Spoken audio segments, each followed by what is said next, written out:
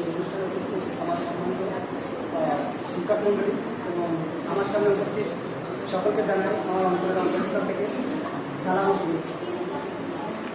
আজকে আমরা এমন এক মহামানবের জীবন নিয়ে আলোচনা করতে এসেছি বা বলতেছি, যার কথা শুধু বাংলাদেশ নয়, পুরো বিশ্ব তাকে স্মরণ করে, তাকে মহামানব হিসেবে মানে।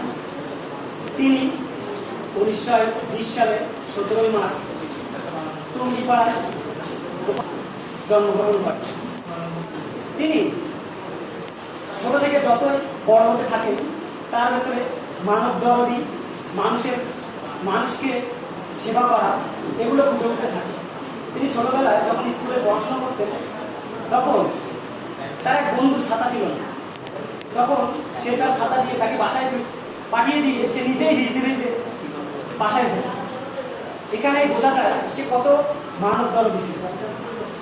ঠিক কিছুদিন পরে যখন শীতকাল, তখন তার বাবা তাকে একটি চাদর কিনে দিয়েছিল। এখন সে সকালে যখন বাইর হয়েছিল, তখন পথে দেখা এক বৃদ্ধ শীতে কাঁপছিল। তিনি তার দরদি মন এতটাই কেঁপে উঠেছিল যে তিনি তার নিজের শীতের কথা চিন্তা না করে, নিজের ঠান্ডা লাগবে এই কথা চিন্তা না করে, তিনি তার চাদরটি বুড়িকে দিয়ে খালি গায়ে বাসায় চলে আসলেন। এতেই বোঝা যায় তিনি কত মানব দরদি ছিলেন। তিনি 1938 সালে ক্লাস 8-এর পড়া অবস্থায় তিনি তার রাজনৈতিক জীবনের সূচনা করেন। তিনি যখন ক্লাস 8-এ পড়াশোনা করেন, একে ফজলুল হক এবং মাওলানা ভাসানী তার স্কুলে আসেন একটি কাজে।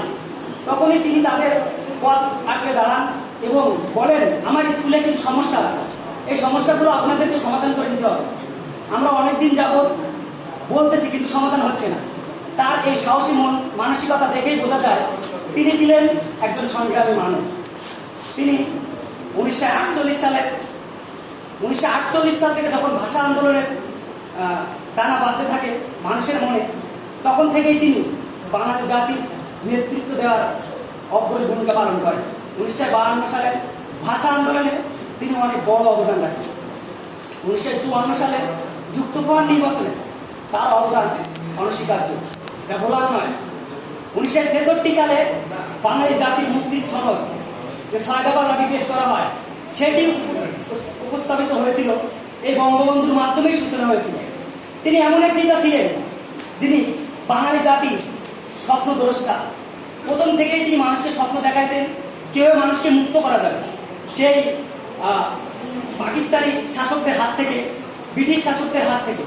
তখন থেকেই তার মনে এই চেতনা দানা বাঁধতে থাকে। তিনি 66 সালে যখন এই নেতৃত্ব দেন, তাকে আগরতলা ষড়যন্ত্র মামলায় পাকিস্তানিরা ছলে বলে কৌশলে ফাঁসিয়ে দেয়, যার কারণে তাকে বহুদিন যাবৎ কারাগারে অবস্থান করতে হয়। এবং 1969 সালের গণঅভ্যুত্থানের মাধ্যমে বাংলার মানুষ বুঝতে পারে যে বাঙালি জাতির একমাত্র মুক্তির পথের দিশারি হতে পারে বঙ্গবন্ধু শেখ মুজিবুর রহমান। তাই তাকে মুক্ত করে নিয়ে আসে গণ আন্দোলনের মাধ্যমে। এবং 1970 সালে নির্বাচনে, 7ই মার্চের নির্বাচনে যে নির্বাচন হয়েছিল, সেখানে 288টি আসন পেয়ে বঙ্গবন্ধুর দল নিরঙ্কুশ সংখ্যাগরিষ্ঠ অর্জন করে। কিন্তু তারপরও পাকিস্তানের কুচক্কুরি কিছু মহলের কারণে তিনি ক্ষমতায় বসতে পারেননি।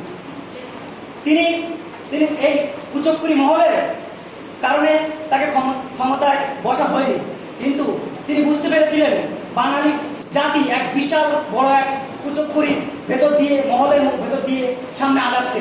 তাই তিনি ভাবলেন যে এভাবে আর মনে মনে নিজের ভেতরে স্বাধীনতা লুকিয়ে না রেখে আসলে প্রকাশ করা উচিত।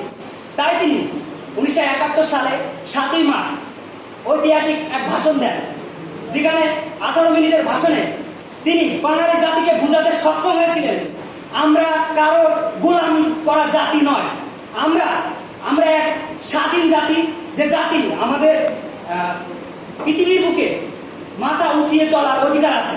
তাই তিনি সেই ভাষণে বলেছিলেন, এবারের সংগ্রাম মুক্তির সংগ্রাম, এবারের সংগ্রাম স্বাধীনতার সংগ্রাম। বাঙালি জাতি এই কথাটি তাদের মনে লালন করে স্ব জায়গা থেকে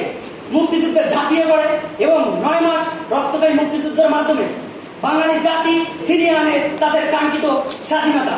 বঙ্গবন্ধু এই মুক্তিযুদ্ধ চলাকালীন সময়ে পাকিস্তানের কারাগারে থাকা অবস্থায়ও তিনি মুক্তিযুদ্ধ কিভাবে পরিচালিত হবে কি না হবে তিনি সব নির্দেশনা দিয়ে দিয়েছিলেন।